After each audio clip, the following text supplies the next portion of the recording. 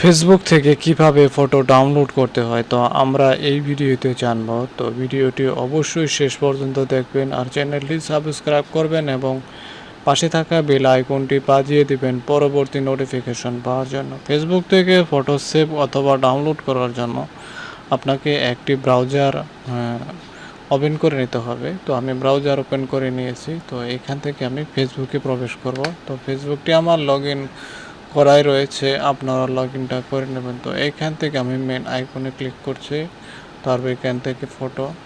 তো ফটোতে যাওয়ার পর আমি এখানে মাউসের রাইট বাটন ক্লিক করব, এখান থেকে ডাউনলোড করে নেব। তো এখান থেকে আমরা ডাউনলোডে প্রেস করছি। তো এই ফটোটি ডাউনলোড হয়ে গেছে। তো এখান থেকে আমি ছবির উপর ক্লিক করছি। তো এখান থেকে যদি লেফট বাটন প্রেস করি তাহলে সেভ আস থেকে এখান থেকে ডেস্কটপ সেভ আস। তো এখান থেকে আমি আবার ওপেন করছি।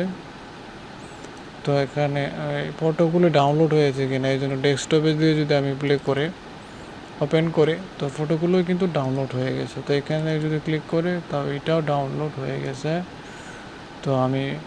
তো ভিডিওটি এখানেই শেষ করবো, আর দীর্ঘায়িত করব না। আর ভিডিওটি যদি ভালো লেগে থাকে আপনি চ্যানেলটি অবশ্যই সাবস্ক্রাইব করবেন এবং পাশে থাকা বেল আইকনটি বাজিয়ে দেবেন পরবর্তী নোটিফিকেশন পাওয়ার জন্য।